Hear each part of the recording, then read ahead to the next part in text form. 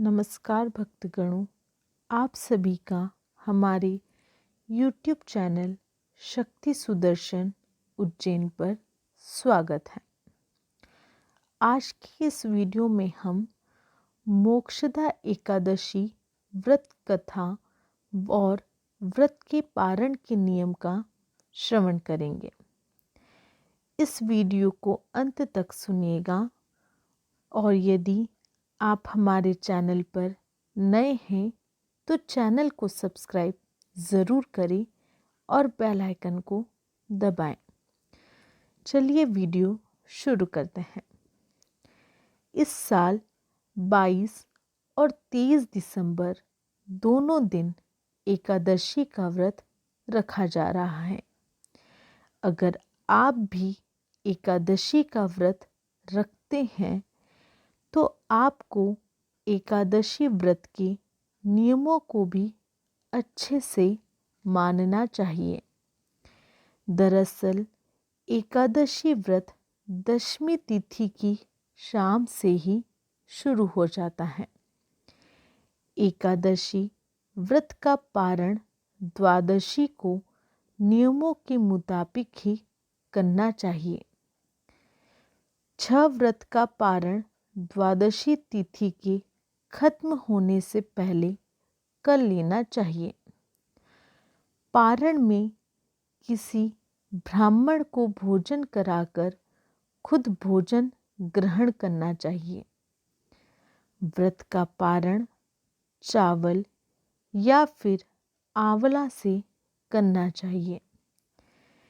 इस दिन भूलकर भी बैंगन, मसूर, उड़द की दाल और मूली का सेवन नहीं करना चाहिए। आइए अब हम मोक्षदा एकादशी व्रत कथा का श्रवण करते हैं।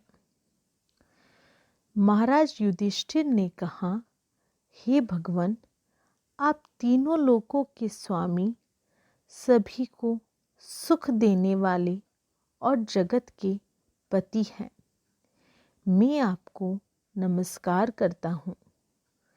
हे देव, आप सबके सखा है, अतः मेरे संशय को दूर कर मुझे बताइए कि मार्गशीर्ष एकादशी का नाम क्या है।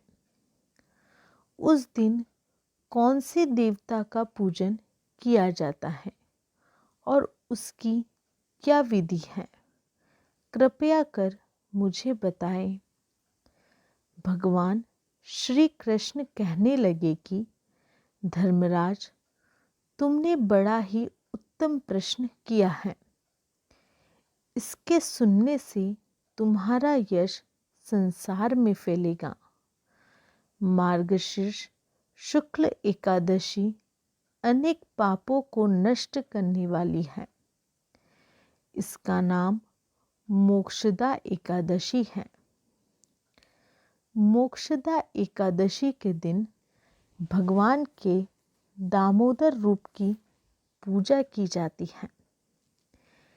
इसके पीछे की कथा है कि गोकुल नाम के नगर में वेखानस नामक राजा राज्य करता था। उसके राज्य में चारों वेदों के जानने वाले ब्राह्मण रहते थे। वह राजा अपनी प्रजा का अपनी संतान की तरह लालन पालन करता था। एक बार रात में राजा ने एक सपना देखा कि उसके पिता नरक में चले गए हैं। यह सोचकर उसे बहुत अचंभा हुआ। सुबह उठकर वह विद्वान ब्राह्मणों के पास गया और अपना सपना सुनाया और कहा कि मैंने अपने पिता को नरक में कष्ट उठाते देखा है।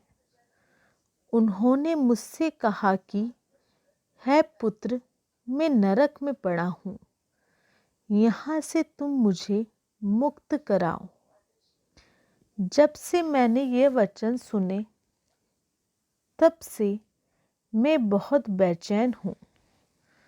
मुझे इस राज्य, धन, पुत्र, स्त्री, हाथी, घोड़े आदि कुछ भी सुख नहीं लग रहा है। राजा ने कहा, हे ब्राह्मण देवताओं, इस दुख के कारण मेरा सारा शरीर जल रहा है। अब आप कृपा करके कोई तप, दान, व्रत आदि ऐसा उपाय बताइए जिससे मेरे पिता को मुक्ति मिल जाए। उस पुत्र का जीवन व्यर्थ है जो अपने माता पिता का उद्धार न कर सके।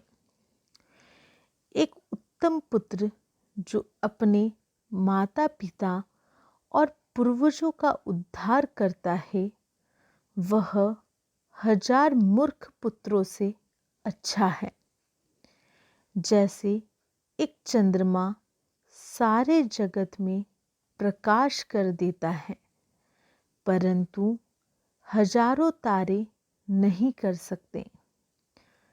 ब्राह्मणों ने कहा, हे राजन, यहाँ पास ही भूत, भविष्य और वर्तमान के ज्ञाता पर्वत ऋषि का आश्रम है। आपकी समस्या का हल वे जरूर करेंगे। ऐसा सुनकर राजा मुनि के आश्रम पर गया। उस आश्रम में अनेक शांत चित्त योगी और मुनि तपस्या कर रहे थे।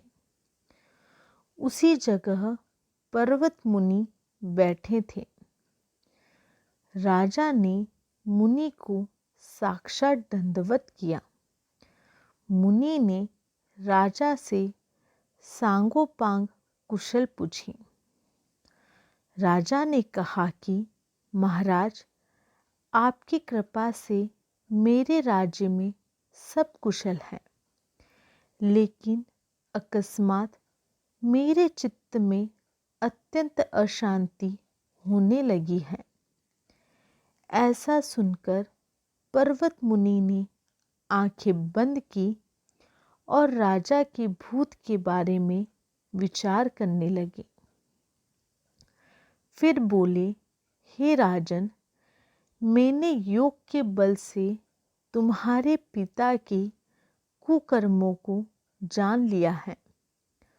उन्होंने पूर्व जन्म में कामातुर होकर एक पत्नी को रति दी, किंतु सौत के कहने पर दूसरे पत्नी को ऋतुदान मांगने पर भी नहीं दिया। उसी पाप कर्म के कारण तुम्हारे पिता को नरक में जाना पड़ा। तब राजा ने कहा, इसका कोई उपाय बताइए। मुनि बोले, है राजन, आप मार्गशीर्ष एकादशी का उपवास करें और उस उपवास के पुण्य को अपने पिता को संकल्प कर दें। इसके प्रभाव से आपके पिता की अवश्य नरक से मुक्ति होगी। मुनि के ये वचन सुनकर राजा पहले महल में आया और मुनि के कहने अनुसार कुटुंब सहित मोक्षदा एकादशी का व्रत किया। इसके उपवास का पुण्य उसने पिता को अर्पण कर दिया। इसके प्रभाव से उसके पिता को मुक्ति मिल गई और स्वर्ग में जाते हुए वे पुत्र से कहने लगे, है पुत्र, तेरा कल्याण हो। यह कहकर स्वर्ग चले गए। इसलिए इस एकादशी को मोक्षदा एकादशी कहते हैं।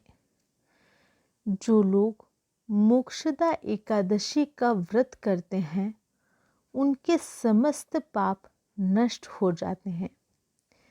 इस व्रत से बढ़कर मोक्ष देने वाला और कोई व्रत नहीं है। आपको ये वीडियो कैसी लगी कमेंट बॉक्स में ज़रूर बताएं। हमारे चैनल को सब्सक्राइब करें और बेल आइकन को दबाएं। जय श्री महाकाल।